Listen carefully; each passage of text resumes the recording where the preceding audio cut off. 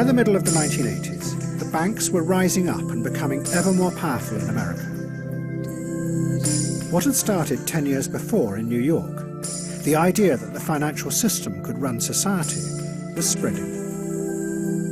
But unlike older systems of power, it was mostly invisible.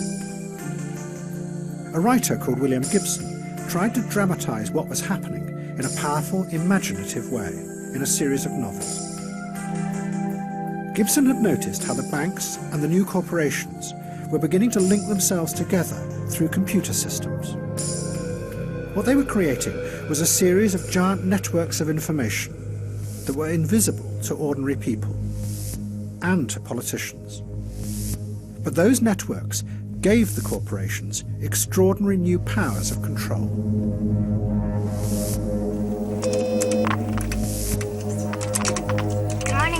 Development, may I help you? Gibson gave this new world a name. He called it cyberspace, and his novels described a future that was dangerous and frightening. Hackers could literally enter into cyberspace, and as they did, they travelled through systems that were so powerful that they could reach out and crush intruders by destroying their minds. In cyberspace, there were no laws, and no politicians to protect you. Just raw, brutal, corporate power.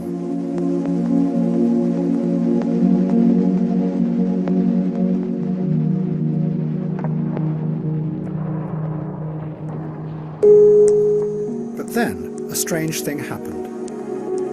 A new group of visionaries in America took Gibson's idea of a hidden, secret world and transformed it into something completely different. They turned it into a dream of a new utopia.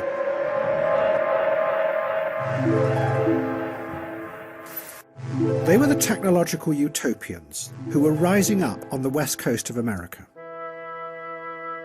They turned Gibson's idea on its head.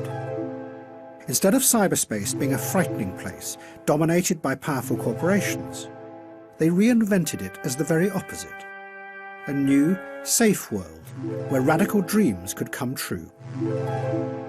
10 years before, faced by the complexity of real politics, the radicals had given up on the idea of changing the world. But now, the computer utopians saw in cyberspace an alternative reality, a place they could retreat to, away from the harsh right-wing politics that now dominated Reagan's America.